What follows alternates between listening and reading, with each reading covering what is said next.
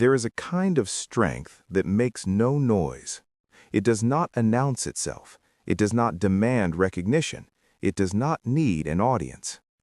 It is the strength of the man who wakes before dawn, not because he must, but because he has chosen to master himself before the world makes its demands. It is the strength of the woman who speaks truth when silence would be easier, who holds boundaries when yielding would bring temporary peace. It is the strength that remains calm when others panic, that acts with integrity when no one is watching, that persists when the outcome is uncertain. This is not the strength the modern world celebrates. There are no trophies for it, no viral moments, no applause. But it is the only strength that lasts.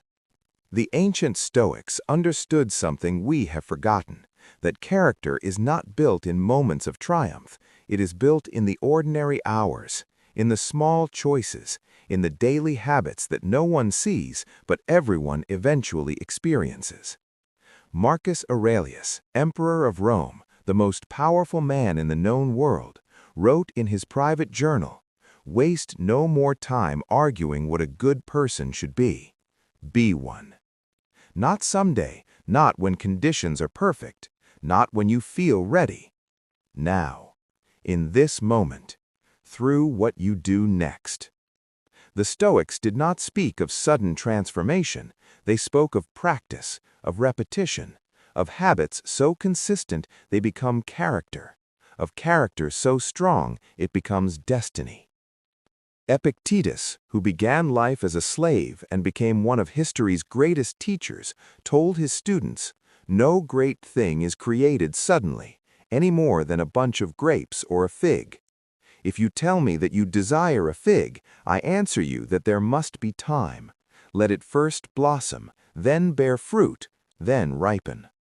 You are the fig tree, your habits are the blossoms, your character is the fruit. What you do daily, quietly, consistently, this is what determines the person you become. Not your intentions, not your feelings, not your circumstances, your habits." And here is what most people do not understand. The right habits do not make life harder, they make it easier. They remove the chaos of constant decision-making.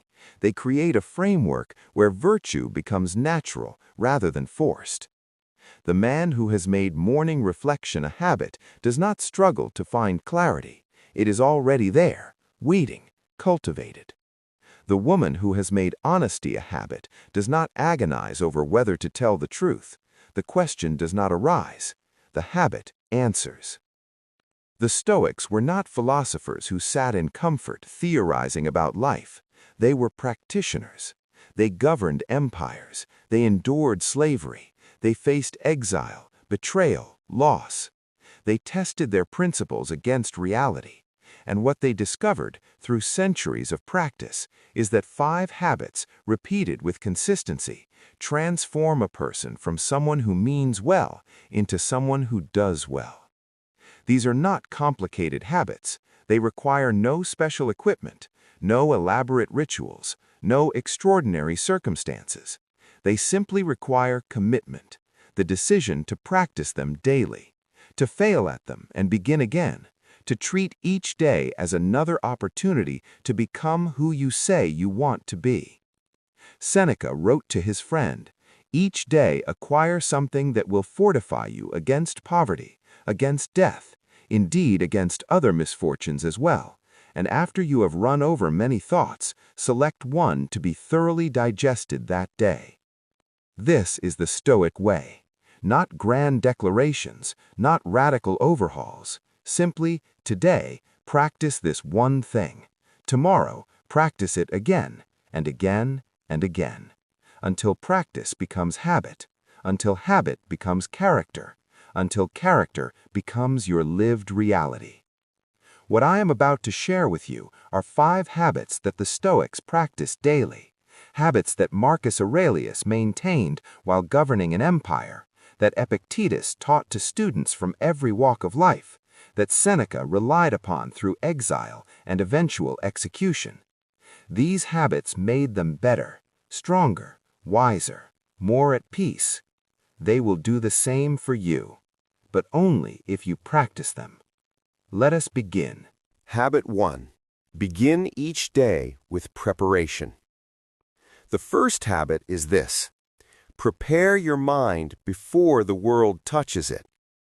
Most people begin their day in chaos. The alarm sounds, they reach immediately for their phone. Notifications, messages, news, other people's urgencies flooding in before their own thoughts have formed. They stumble through the morning reactive, scattered, already behind. Their day is happening to them rather than being shaped by them. The Stoic begins differently.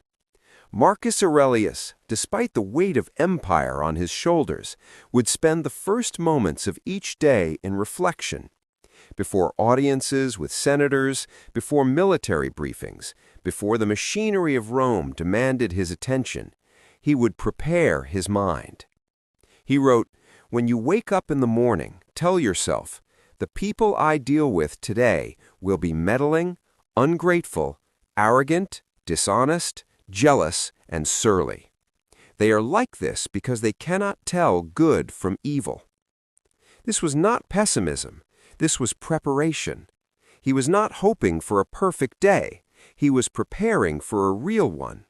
He was reminding himself of what he might encounter so that when it arrived, he would not be caught off guard, so that he could respond with virtue rather than react with emotion. This is the practice of premeditatio malorum, the premeditation of challenges. Each morning, before the day begins, you ask yourself, what might go wrong today? What challenges might I face? Where might I be tested? Not to create anxiety, but to remove surprise. When you have already imagined difficulty, when it arrives, you meet it as an old acquaintance rather than an unexpected enemy. Epictetus taught his students to begin each day by reminding themselves what they control and what they do not. He said, "Make it your habit to concentrate on what is being said to you and on what is being done, on whether the action is good or bad. Remind yourself constantly of the things that are within your power and the things that are not." This morning practice serves multiple purposes. First, it centers you. Before the world pulls you in 1,000 directions, you establish your foundation. You remember your principles. You reconnect with your intentions. Second, it creates agency. You are no longer a victim of whatever the day brings. You have prepared. You have chosen in advance how you will respond. Third, it builds resilience. Each morning that you prepare is like adding another layer to your armor. Not armor that protects you from difficulty, but armor that allows you to face difficulty without being destroyed by it. The practice itself is simple. Before you check your phone, before you speak to anyone, before you engage with the external world, sit quietly. 5 minutes, 10 if you have them. Ask yourself 3 questions. What might challenge me today? How do I want to show up regardless of what happens? What is within my control? You might write your answers. You might simply reflect. The form matters less than the practice. What you are doing is setting your intention. You are choosing who you will be today before circumstances try to choose for you. Consider the alternative. The man who does not prepare his mind wakes in reaction. Someone cuts him off in traffic and he rages. A meeting does not go as planned and he spirals. Another person criticizes him and he spends hours defending himself internally. He is not living, he is reacting. He is a puppet pulled by external strings. Now consider the man who has prepared, who has already decided that he will face frustration with patience, that he will meet criticism with curiosity rather than defensiveness, that he will remain centered regardless of circumstances. When difficulty arrives, he is ready.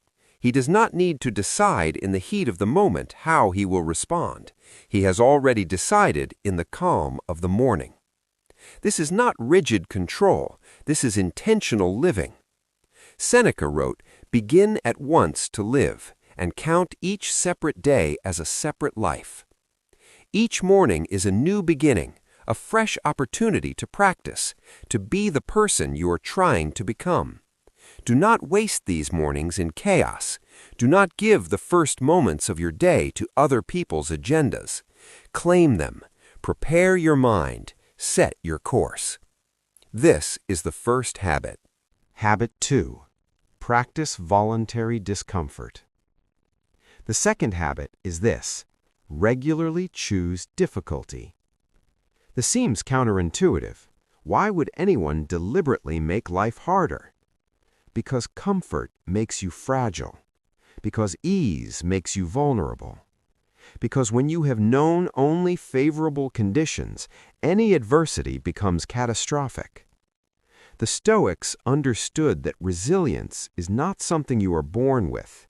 It is something you build through practice, through exposure, through voluntarily facing what you fear before life forces you to face it. Seneca practiced this rigorously. Despite his wealth, he would periodically live as though he had lost everything. He would wear old clothes, sleep on the ground, eat the simplest food. He wrote to his friend, "Set aside a certain number of days during which you shall be content with the scantiest and cheapest fare, with coarse and rough dress, saying to yourself the while, 'Is this the condition that I feared?'" This was not masochism. This was training. He was proving to himself that he did not need luxury to maintain his peace, that his happiness was not dependent on external comfort, that if fortune turned against him, he would survive because he had already rehearsed survival. Marcus Aurelius, though emperor, maintained this practice. He slept on campaign with his soldiers. He fasted regularly. He exposed himself to cold and heat and physical hardship. Why? Because he understood that his position could be taken from him, that his wealth could vanish, that his health could fail. And when any of these things happened, he needed to know that he would remain himself. This practice has been forgotten in modern life. We have engineered comfort into every corner of existence.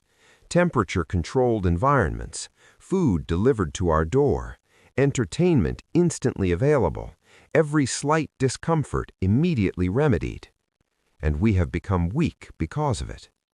Not physically weak, though that too, but psychologically weak, unable to tolerate any deviation from optimal conditions, undone by minor inconveniences, destroyed by challenges that previous generations would have considered ordinary. The Stoic habit is to reverse this, to deliberately practice discomfort while you still have the luxury of choice, so that when discomfort arrives involuntarily, you are not shattered by it.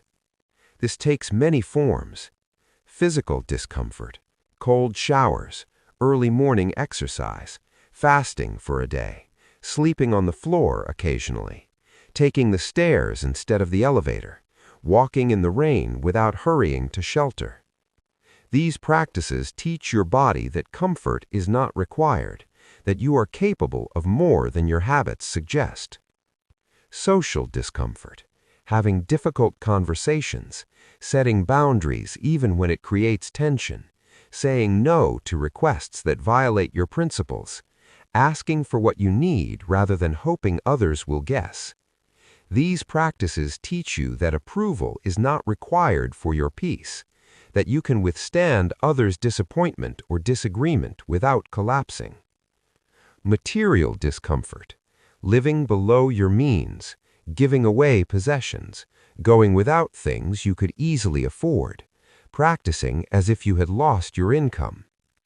These practices teach you that security does not come from accumulation, that you can survive with less, that your worth is not measured by what you own. The purpose of these practices is not to reject comfort permanently. The purpose is to prove to yourself that you do not need it, that your peace is not hostage to favorable circumstances. Epictetus, who knew extreme hardship as a slave, told his students, "Difficulties are what show men's character. Therefore, when a difficult crisis meets you, remember that you are as the raw youth with whom the wrestling master is matched." He is saying, difficulty is not punishment, it is training. The universe is your sparring partner. Each challenge is an opportunity to grow stronger. But you need not wait for the universe to provide challenges. You can create your own training ground. The practice is simple, but not easy. Each week, choose one form of voluntary discomfort, something that makes you slightly uncomfortable but not dangerous, something that pushes against your preference for ease. Perhaps you fast for 24 hours. Perhaps you take only cold showers for a week. Perhaps you leave your phone at home for an entire day. Perhaps you spend a day in complete silence. The specific practice matters less than the principle. You are training yourself to be comfortable with discomfort, to recognize that your well-being does not depend on everything being pleasant. Over time, this practice transforms you. You become less reactive because small irritations no longer disturb you. You have practiced much greater discomfort voluntarily, so involuntary inconvenience loses its power. You become more resilient because you have proven to yourself repeatedly that you can handle difficulty. When crisis comes, you do not panic, you simply engage as you have practiced. You become freer because you are no longer enslaved by your need for optimal conditions. You can be at peace in any circumstance because you have practiced peace in uncomfortable circumstances. This is the second habit. Practice voluntary discomfort. Build your strength before life tests it. Habit 3. Examine yourself daily. The third habit is this. Review your day before you sleep. Most people end their day as unconsciously as they began it. They scroll through their phone until exhaustion forces sleep, or they collapse into bed with no reflection on what happened or how they showed up. The day is simply gone. No lessons extracted, no patterns noticed, no growth cultivated. The Stoic ends differently. Seneca made this practice sacred. Each night, without exception, he would review his entire day. He wrote, "I make use of this opportunity, daily pleading my case at my own court. When the light has been removed from sight, and my wife, long aware of my habit, has become silent, I scan the whole of my day and retrace all my deeds and words. I conceal nothing from myself. I omit nothing." This was not self-flagellation. This was honest accounting. He would ask himself, where did I act with virtue today? Where did I fail? Where did I allow emotion to override reason? Where did I respond with patience when anger would have been easier? Where did I act from fear rather than principle? He was not seeking perfection, he was seeking awareness, because you cannot change what you do not notice. You cannot grow from experiences you do not examine. Marcus Aurelius maintained this practice throughout his life. His meditations are essentially a record of this nightly examination, questions posed to himself, observations about his own behavior, reminders of principles he had forgotten during the day. He wrote, "Nowhere can a person find a quieter or more untroubled retreat than in his own mind. So constantly give yourself this retreat and renew yourself." This evening review serves multiple purposes. First, it creates accountability. You know at the end of the day that you will examine your actions. This knowledge influences your choices. You become your own witness. Second, it reveals patterns. When you review daily, you begin to notice recurring failures, the same trigger that causes anger, the same situation that causes you to abandon your principles, the same fear that makes you compromise. Once you see the pattern, you can address it. You cannot address what remains invisible. Third, it accelerates growth. Most people repeat the same mistakes for years because they never pause to examine them. The Stoic examines daily, which means he identifies problems quickly and can course correct before they become ingrained habits. Fourth, it ends the day with closure. You do not carry the day's failures into tomorrow. You acknowledge them, learn from them, release them. You begin tomorrow clean. The practice itself requires discipline, but not complexity. Before you sleep, spend 10 minutes in review. Ask yourself these questions. Where did I act according to my principles today? Where did I fail to live up to my values? What triggered my emotional reactions? How could I have responded differently? What will I practice tomorrow? Write your answers if it helps. Some people keep a Stoic journal for this purpose. Others simply reflect quietly. The key is honesty, not brutality, not harsh self-judgment, but clear-eyed honesty about who you were today and who you want to be tomorrow. Epictetus told his students, "Every day and night keep thoughts like these at hand.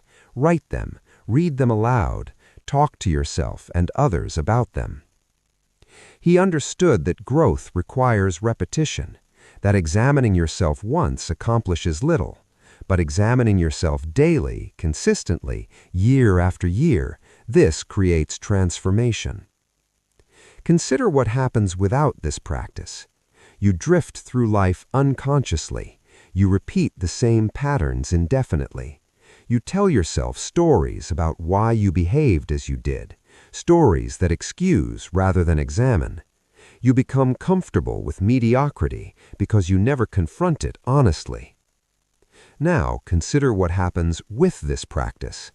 You become acutely aware of your patterns. You notice when you are about to repeat a familiar mistake and you have the chance to choose differently. You see yourself clearly, which is the prerequisite for change. You also notice your growth. You see that you handled today with more patience than you would have handled it last month. You recognize that a situation that once would have destroyed you now merely frustrates you. You acknowledge progress even as you pursue more. This recognition is crucial. Growth often feels invisible when you are in the middle of it. The daily review makes it visible. One warning: this practice can become destructive if done with harshness rather than honesty. The goal is not to berate yourself for every failure. The goal is to notice, learn, and commit to practicing differently tomorrow. Seneca captured this perfectly. Errors of the judgment are not corrected by punishment, but by reason. You are not punishing yourself in this evening review. You are reasoning with yourself. You are the teacher and the student, patient, honest, committed to improvement. This is the third habit. Examine yourself daily. End each day with honest reflection. Habit 4. Practice gratitude for what is temporary. The fourth habit is this: regularly contemplate loss. This sounds dark. Why would cultivating gratitude require thinking about loss? Because authentic gratitude only comes when you recognize that what you have is temporary, that it can be taken from you, that you do not own it, you're borrowing it. The Stoics practiced what they called negative visualization, premeditatio malorum, the deliberate contemplation of losing what you value. Epictetus instructed his students, "When you kiss your child or your wife, say that you are kissing a mortal, and thus you will not be disturbed if either of them dies." This seems harsh, cold, unfeeling, but consider what it actually accomplishes. When you remember that the people you love are mortal, that they could be taken from you at any moment, you stop taking them for granted. You pay attention, You express love now rather than assuming there will always be more time. You forgive quickly because you know the next argument could be your last interaction. You become present because you recognize that this moment is all you truly have. Marcus Aurelius practiced this constantly. He wrote, "Do not think of the things you do not have as though they are already yours, but consider the things you do have, and on this basis remind yourself how much you would crave them if they were not already here." He was reminding himself that everything he possessed, his position, his health, his loved ones, his very life, was borrowed, and that recognizing this truth was the key to appreciating it fully. This practice works against the human tendency toward adaptation. We receive something we desire, and for a brief moment we feel grateful. Then adaptation occurs. We adjust to our new circumstances. What once brought joy becomes ordinary. We start wanting the next thing and the next, never satisfied, always reaching, never present. Negative visualization breaks this cycle. When you contemplate what your life would be like without your health, you appreciate your health now. When you imagine losing a relationship, you value it more fully while you have it. When you consider that you could lose your home, your job, your security, you recognize these as gifts rather than entitlements. This is not pessimism. This is realism practiced in service of gratitude. Seneca wrote extensively about this. He said we should imagine regularly that we have lost our wealth, our status, our freedom, not to create anxiety, but to create appreciation, and also to prepare our minds so that if loss comes, we are not destroyed by it. He practiced what he preached. When Seneca was exiled by Emperor Claudius, stripped of his wealth and position, he maintained his equilibrium because he had practiced this loss mentally for years. When it arrived physically, he was prepared. The modern equivalent of this practice is simple. Each day, take 5 minutes to contemplate something you value: your health, a relationship, your home, your work, your freedom. Imagine in detail what your life would be like if this were taken from you. Not vaguely, specifically. What would you miss? How would you feel? What would you wish you had said or done while you had it? Then return to the present. Open your eyes. Recognize that you still have it, right now, in this moment. Feel the gratitude that comes from recognizing its temporary nature. This practice transforms your relationship with everything you have. Your morning coffee becomes a small luxury rather than an expectation. The health that allows you to walk becomes a gift rather than a given. The person sleeping beside you becomes someone precious whose presence is not guaranteed. You stop living in the delusion of permanence. You stop assuming there will always be more time. You become present with what is here now. This also prepares you for inevitable loss. Everything you love will eventually be taken from you: your youth, your health, your loved ones, your possessions, your very life itself. This is not tragedy. This is simply the nature of existence. Impermanence is woven into the fabric of reality. The question is whether you will fight this truth and suffer, or accept it and find peace. The Stoic accepts, and acceptance begins with regularly contemplating what you will lose, so that when loss arrives, you have already made peace with its inevitability. Marcus Aurelius wrote, "Think of yourself as dead. You have lived your life. Now take what's left and live it properly." Every day is borrowed time. Every moment with those you love is a gift that could be your last. Every breath is one you were not guaranteed. When you remember this, gratitude becomes natural, not forced, not theoretical, but visceral and immediate. You also become less attached, not less loving, less attached. You love fully, but you hold loosely. You appreciate deeply, but you recognize nothing is permanent. This is the fourth habit. Practice gratitude by contemplating loss. Remember that everything is temporary. Let that truth deepen your appreciation for what exists now. Habit 5. Serve something beyond yourself. The fifth habit is this. Daily orient yourself towards service. The Stoics understood that meaning does not come from accumulation or achievement. It comes from contribution, from being useful, from serving something beyond your own immediate interests. Marcus Aurelius wrote, "At dawn, when you have trouble getting out of bed, tell yourself, I have to go to work as a human being.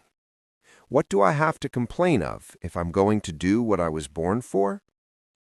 He is reminding himself that he has a function, a purpose, not as emperor necessarily, but as a human being. And that function is to contribute, to be useful to others, to serve the common good.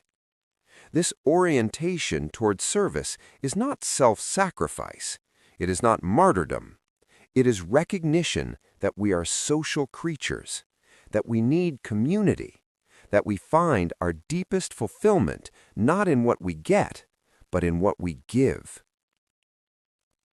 Epictetus taught that we each have roles to play: parent, friend, citizen, professional, and that excellence comes from fulfilling these roles with integrity. He said, "Consider what you have in the smallest, well-chosen library, a company of the wisest and most deserving people from all the civilized countries of the world over all the centuries." The point being, you are part of something larger, a human story that extends backward and forward. Your actions ripple beyond your immediate circle. You matter not just to yourself, but to the whole. This understanding changes how you approach each day. You do not wake asking, "What can I get today? What will make me happy? What do I feel like doing?"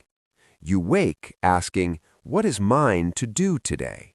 Who needs my attention? Where can I be useful? How can I serve what I believe in?"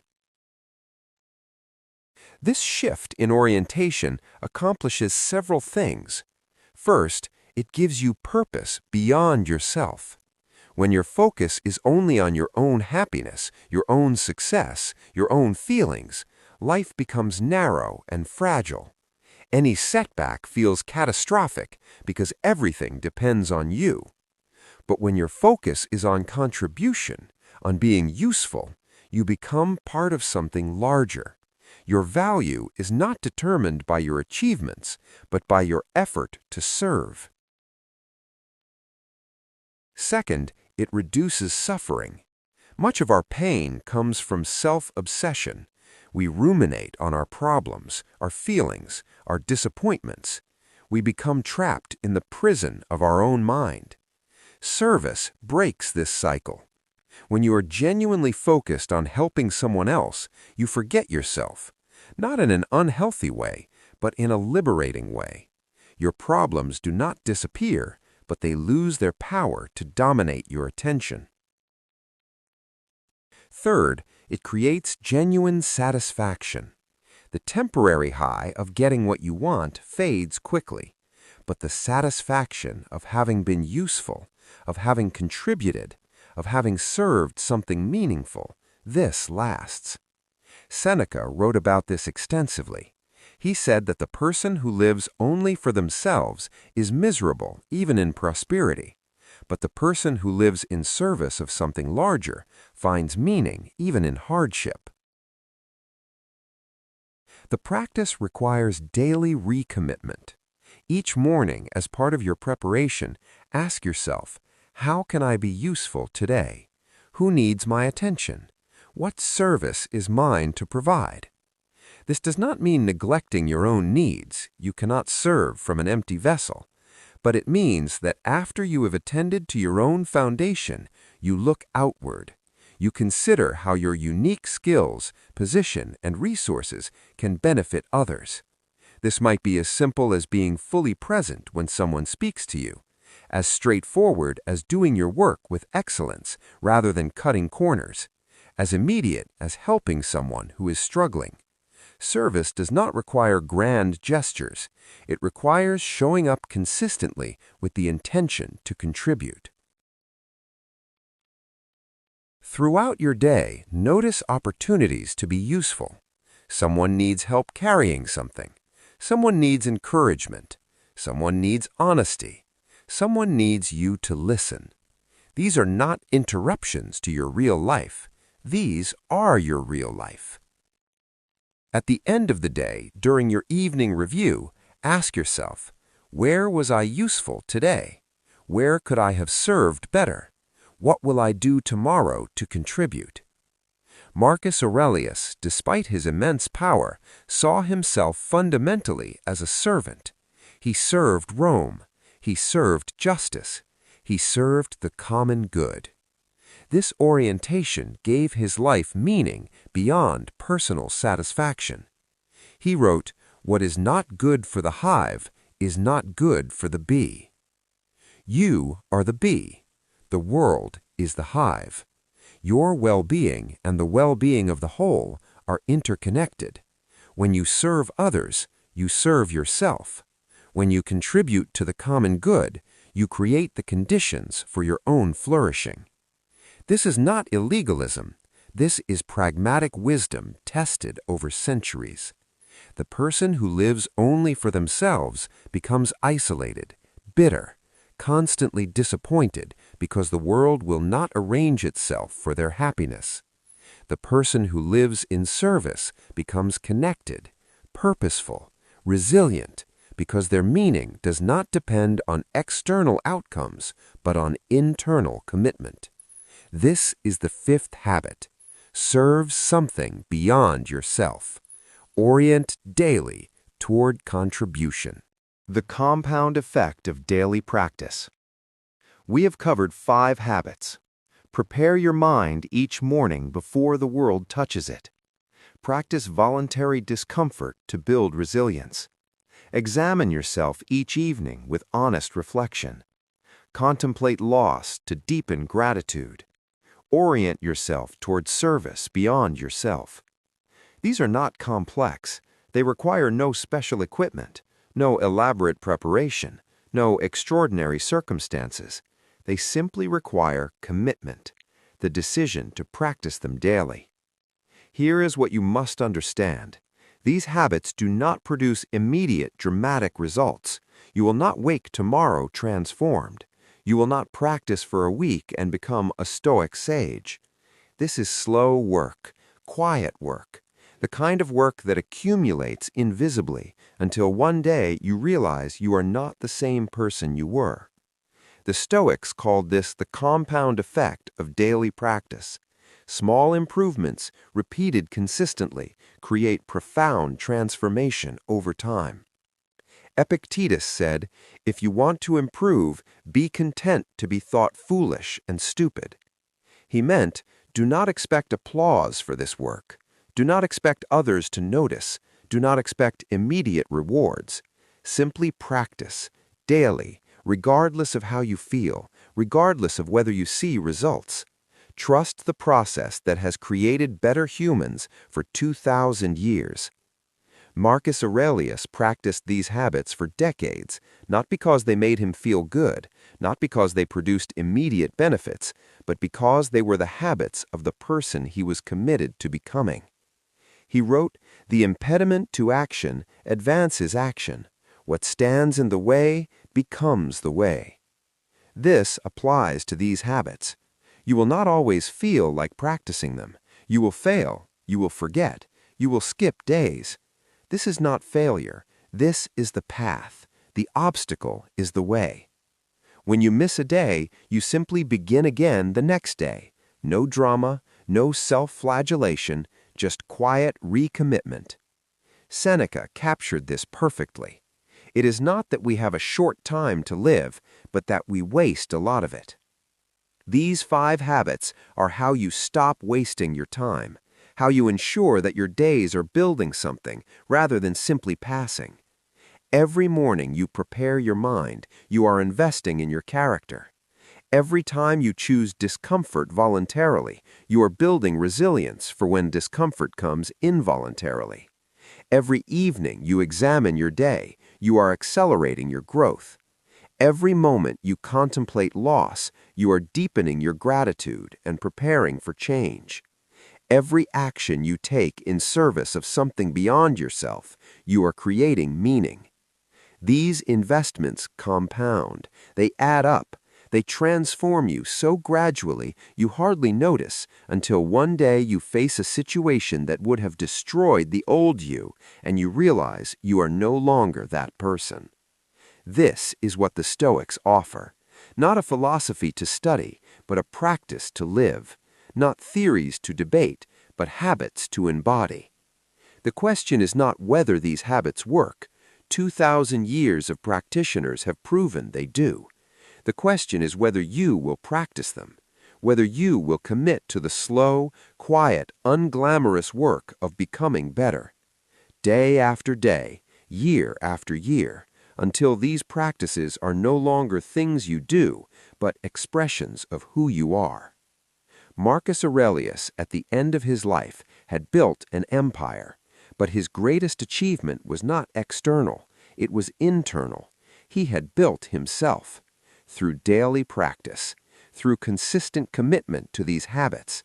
He left us his private journals so we could see the work, the struggle, the constant returning to first principles, the daily practice of being human.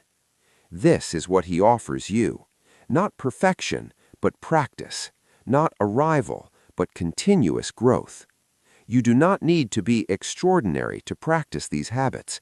You simply need to be committed. Begin tomorrow morning, before you check your phone, before you engage with the world. Prepare your mind. Ask yourself what you might face and how you want to respond. Choose one form of voluntary discomfort to practice this week. Tomorrow evening, review your day honestly. Notice where you succeeded and where you failed. Take 5 minutes to contemplate something you value and what life would be like without it. Throughout tomorrow, look for opportunities to be useful, to serve, to contribute. These 5 habits, practiced daily, this is the path. Not to some distant perfection, but to becoming, day by day, a better person. This is all the Stoics ever promised, and all they ever achieved. Not because they were special, but because they practiced. Now it is your turn.